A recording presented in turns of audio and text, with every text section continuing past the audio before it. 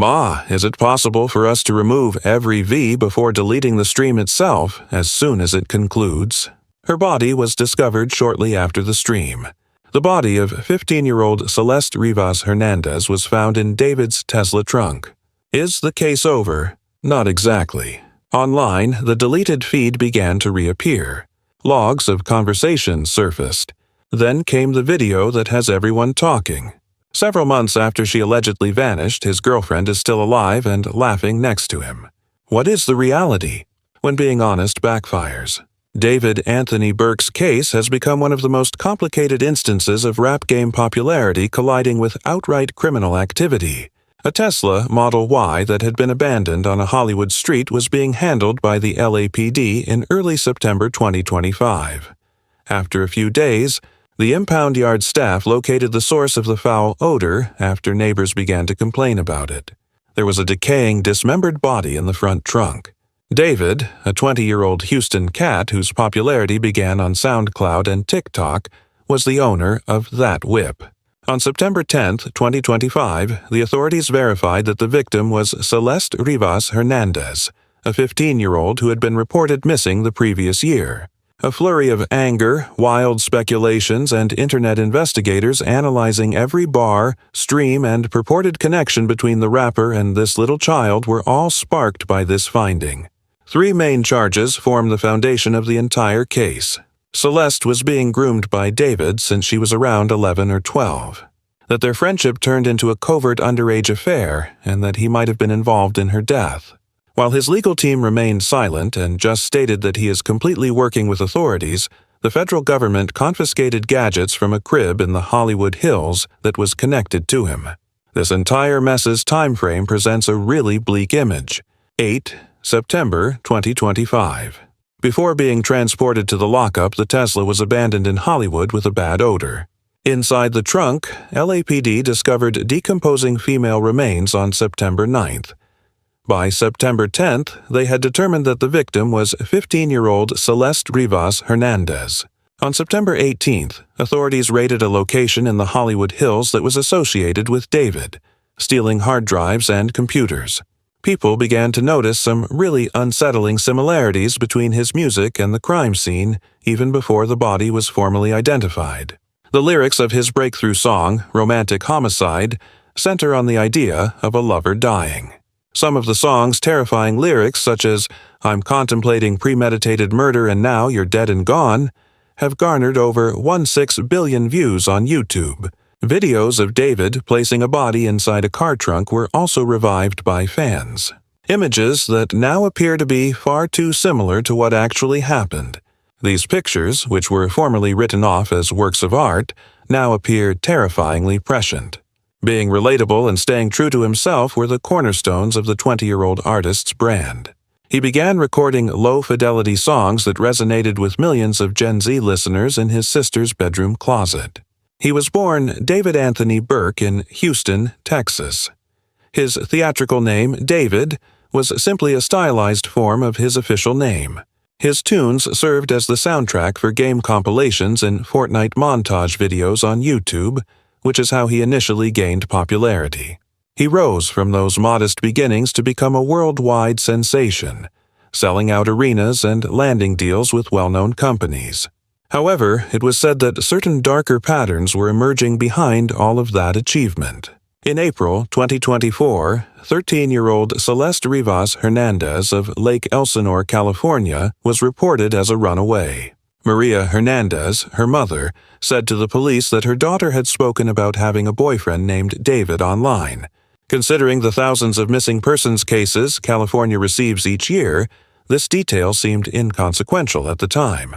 It was unknown to Maria that this David might be the same musician whose songs her daughter had been listening to nonstop for months.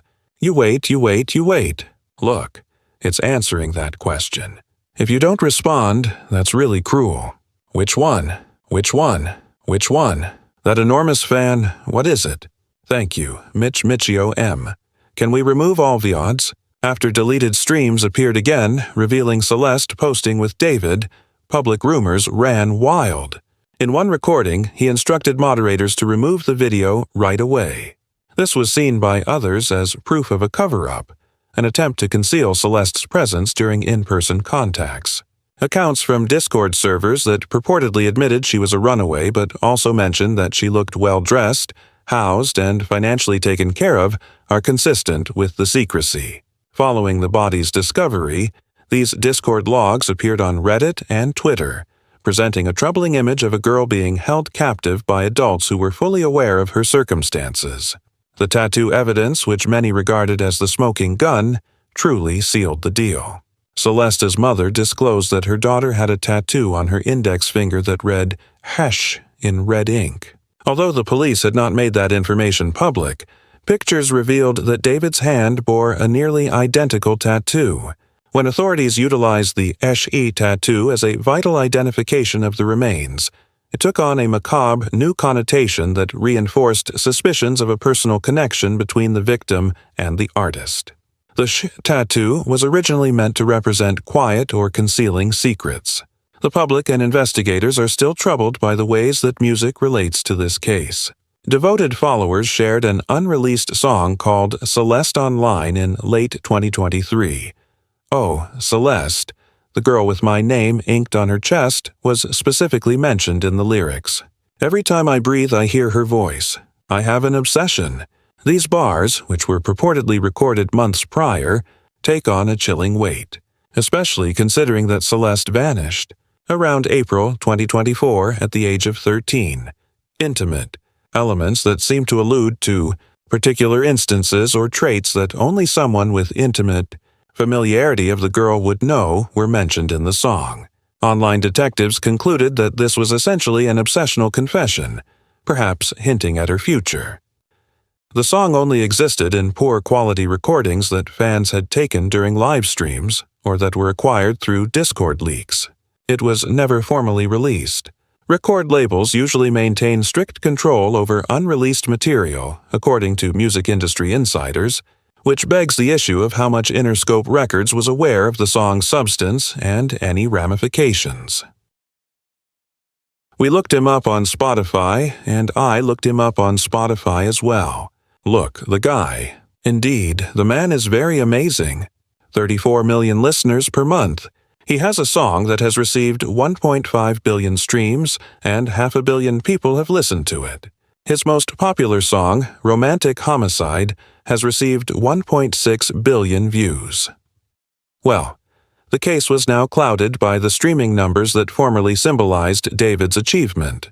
While the body's discovery was being reported around the world, Romantic Homicide was still accumulating millions of streams every day. Viewers reframed the music video for the song, which showed David in a number of stage death situations, by seeing possible confessions instead of artistic metaphors. There were a lot of speculations, allegations, and requests for outlets to take his music down entirely in the comment sections.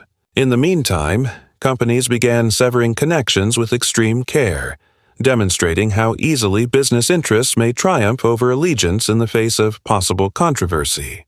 Within days of the discovery, Hollister and Crocs ended their ads with him, claiming moral obligations in their endorsement agreements. Following the breakdown of his U.S. tour due to pressure on September 18th, concert venues also experienced cancellations. After selling out 1,500 arenas across North America, the Withered World Tour was stopped when organizers came under increasing pressure from Celeste's family and campaigners. Investigators and online detectives focused on the demand for deletion, which was documented in several clips that devoted followers had saved. A pattern of concealment that went beyond any one episode was implied by the desperation in David's voice and the obvious presence of what looked to be a young girl in the background. Experts in digital forensics pointed out that this kind of methodical content removal frequently suggests knowledge of misconduct, especially when paired with other questionable actions. The streets are observing. With the systematic accuracy of expert investigators, social media detectives began recovering deleted streams from Twitch and Discord. Celeste may be seen sitting next to him in one of the most closely examined clips, chuckling quietly while chat messages pour in. She appears at ease and content, and her expensive-looking clothing stands in stark contrast to the portrayal of a desperate escapee. Suspicions over the nature of their relationship and the circumstances behind her presence in his life were only heightened by the contact, which seemed informal and almost domestic. Her obvious presence and the demand for erasure encouraged rumors that she was still alive long after her last recorded sighting in April 2024. If accurate, this casts doubt on theories of when she died and increases the likelihood of hiding or being held captive. Amateur detectives' investigation of digital timestamps revealed that some of this streaming happened as late as July 2024, 3 months after she was reported missing and possibly just a few weeks before she passed away. She is also purportedly seen in the backdrop of a 2023 Discord picture that David published. Law authorities did not confirm the resemblance, but it generated much discussion on social media. Some claimed that the girl's unique jewelry, hair color, and facial traits matched Celeste's. The pixelated frame, according to some, was ambiguous and could depict any young kid. Nevertheless, the idea of a cover-up quickly gained traction thanks to influencers who posted improved photos along with thorough comparison charts. Complicating matters, online discussion presented the video as evidence that she was still alive, a claim that went viral within hours of the original discovery. Despite the fact that law authorities did not verify the veracity of any alleged video evidence, hashtags such as Dear Celeste Lives garnered significant attention. According to conspiracy rumors, she was being held in safe homes, possibly by business people who knew about her connection to the artist. According to some beliefs, she was relocated between several residences in order to evade detection, with accessories maintaining the look of her disappearance. The dual nature of contemporary digital culture in the neighborhood was exposed by the footage phenomenon. Social media gave citizens access to never-before-seen investigative tools, but it also produced echo chambers where conjecture solidified into accepted reality. Frequently, without recognizing the limitations of video evidence or the potential for manipulation, users submitted heavily compressed manipulated clips as unquestionable proof. Because these clips went viral, false information disseminated more quickly than fact-checkers could react, resulting in a parallel narrative that made official inquiries more difficult. His discography was re-examined with the rigor usually associated with deciphering street stories or rap feuds. Other songs had lyrics rewritten as references to Celeste, in addition to romantic homicide. He talked of applying a lover's photo as a bandage in notes from a wrist.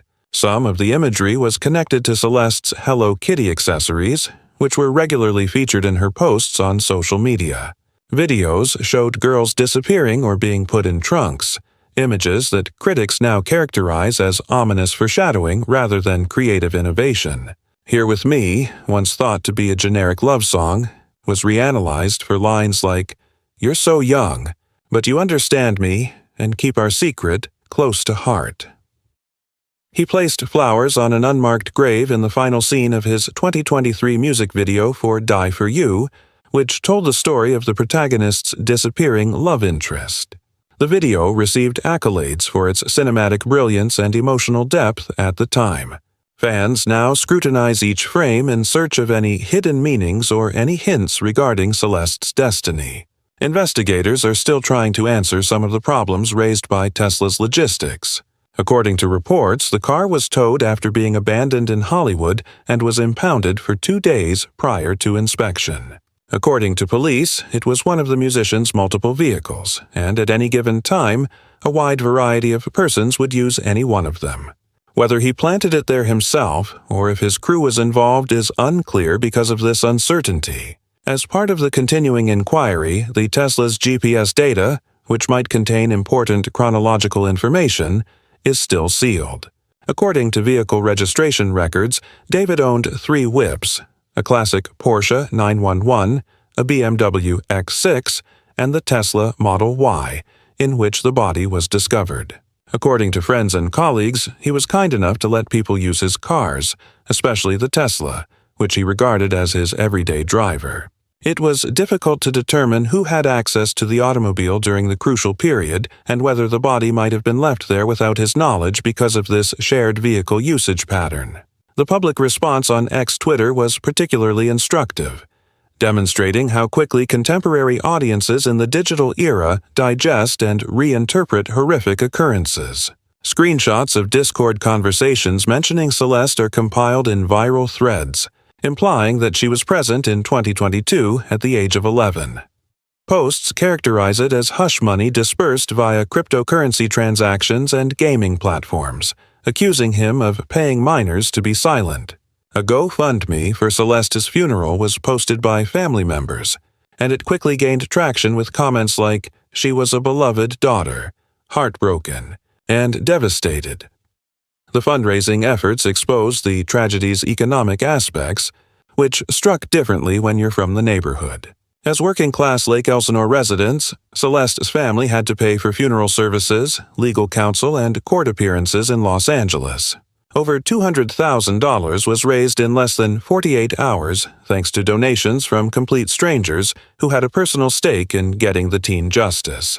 Several musicians who had previously worked with David were among the celebrities who openly distanced themselves from the situation and provided anonymous contributions. Defendants, however, argue that art is not confession and caution against confusing lyrics with truth. They point to decades of hip-hop history, full of made-up stories about crime, death, and devastation, as examples of how musicians portray themes of violence without actually committing crimes.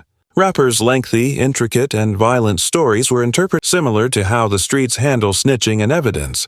The technical characteristics of the video evidence became essential to both prosecution and defense efforts. Experts in digital forensics pointed out that even when users try to erase evidence, contemporary streaming services automatically archive content, making total eradication all but impossible.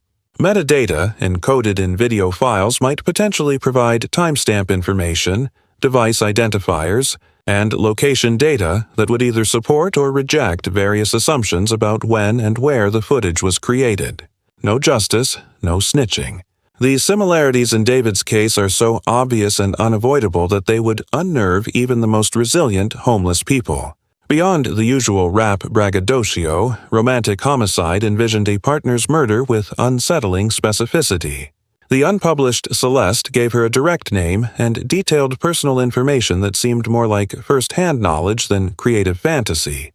When seen through the prism of real criminal activity, the staged death scenes and caskets in the performances took on a dark, new significance. Critics now characterize videos of bodies in trunks as foreboding foreshadowing rather than artistic expression. The distinction between art and life is blurred in ways that call into question basic beliefs about artistic freedom and criminal responsibility when paired with claims of grooming and actual forensic proof. The industry's prompt and forceful response has demonstrated how easily business interests may take precedence over allegiance in the face of possible controversy.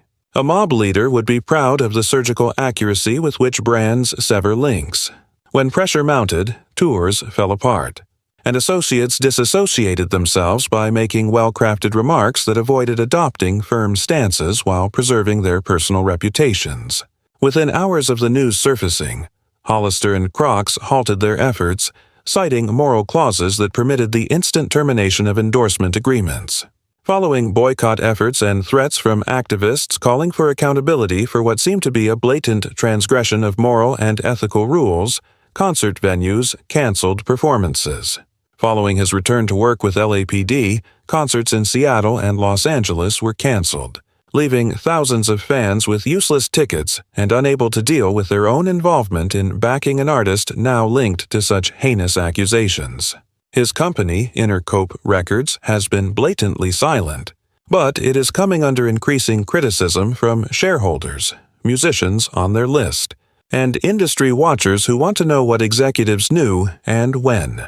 It appears to be safeguarding prospective predators by echoing the no-snitching policy that normally protects street personas.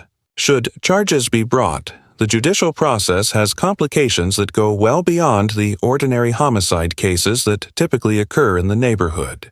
First-degree murder, statutory felonies pertaining to connections between minors, kidnapping, concealing a body, and possibly federal charges if authorities can demonstrate that she was transferred across state lines are among the possible counts. In certain jurisdictions, prosecutors may seek the death penalty or life in prison without the possibility of parole if they charge a minor victim with first-degree murder with special circumstances enhancements. Even in the absence of criminal charges, Celeste's family's civil lawsuits for wrongful death are certain and might lead to substantial financial settlements that would essentially put an end to his career and deplete his finances. The police raid on a David-related Hollywood Hills property on September 18th was another significant event that surfaced in Part 3. While he didn't own the home, it was rented by his manager at Interscope Records, and images place him there periodically during the past year. With a $3.2 million worth and features like a recording studio and guest accommodations, the house was the kind of industry extravagance that let dubious activity go unnoticed. Investigators confiscated hard drives and devices, much like trap houses do, but with corporate support. This raised concerns about whether digital evidence, deleted streams, Discord logs, or private communications could provide a timeline of Celeste's presence and the events leading up to her death. According to industry insiders, young musicians' personal lives are frequently ignored as long as they continue to make money. This is comparable to how street organizations function, where money talks and everything else walks. They clarified that record labels purposefully kept the public in the dark about the relationships and living arrangements of artists in order to maximize earnings and avoid legal repercussions. Similar to how some districts gain a reputation for being hotbeds of crime, this laissez-faire attitude, although legally protecting corporations, produced conditions that allowed exploitation to thrive unchecked. Commentators now question if David's crew was equally careless. Were officials aware Celeste was at his home in the Hollywood Hills? Did they ignore warning signs because his dwindling world tour and partnerships offered high profits?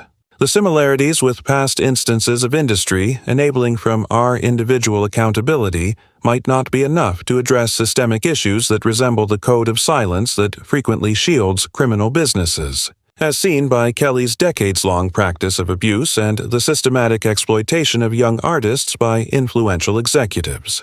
The Discord angle has been especially damaging in exposing how digital platforms may help with concealment and connectivity in ways that are similar to how criminal organizations utilize technology to plan their operations and stay under the radar. Screenshots that went viral on Reddit and X reveal that while server members acknowledged Celeste was a runaway, they also pointed out that she had access to food, housing, and company from David. Moderators allegedly received instructions to remove any direct references to her, indicating both purposeful concealment intended to evade detection by child protective agencies or law enforcement, as well as understanding of her position.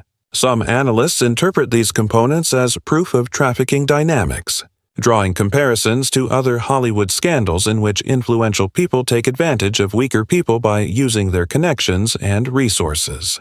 Similar to how pimps and traffickers function in urban settings, the capacity to offer a fugitive youngster housing, clothes, and financial support establishes dependency connections that can be used as leverage for exploitation. These interpretations, if accurate, expand the case from a single interaction to systemic exploitation, which may encompass several incidents and institutional shortcomings. According to these readings, the case has changed from a crime of passion to something more institutionalized and deliberate, much like organized crime groups which have several tiers of involvement and protection. Who else knew? Who profited? And how many other victims might there be if David was trafficking Celeste or other children? The resources and legal instruments that federal detectives who usually dealt with trafficking cases would provide may reveal larger networks of exploitation in the entertainment sector. Deeper concerns about the reliability of institutions, the need for concrete proof in a time of information overload, and the function of social media as an alternative investigative system that functions outside of established law enforcement channels are all reflected in the public's obsession with fresh footage. Similar to how, when official justice fails, street justice frequently steps in to fill the gap. Millions of people online conduct their own trials in real time, using crowdsourced inquiry tactics that have the potential to both reveal the truth and disseminate harmful misinformation. while the LAPD urges patience for autopsy reports and appropriate forensic analysis. In the digital age when the streets are now online, this phenomenon signifies a fundamental change in the way high-profile criminal cases play out. The information flow is no longer regulated by traditional gatekeepers like journalists and law enforcement officers, which gives citizen investigators the opportunity to find evidence that could otherwise go unnoticed while simultaneously allowing false accusations and conspiracy theories to proliferate unchecked. Every line is now reinterpreted as potential proof rather than as a work of art. Every creative decision is viewed as potentially incriminating rather than inventive, and every silence is viewed as suspicious rather than private. Beyond David, the recontextualization touches on more general issues, such as how listeners should understand gloomy themes in popular music, and if musicians have duties that go beyond mere amusement to include moral leadership, especially when their impact reaches vulnerable populations. He was telling us the entire time that we simply weren't listening, as one widely shared post summed up the general incredulity. Similar to how certain rap songs that initially appear like fiction ultimately turn out to describe true occurrences, this sentiment captures the anguish of discovering that entertainment eaten for emotional catharsis may have been documentation of genuine atrocities. Supporters struggle with their personal involvement in helping and financially benefiting someone who allegedly took advantage of weaker members of the same groups that helped him gain popularity. The investigation is still ongoing, with witness interviews, forensic analysis, and digital data examination, all contributing to the development of what prosecutors believe will be a thorough case that can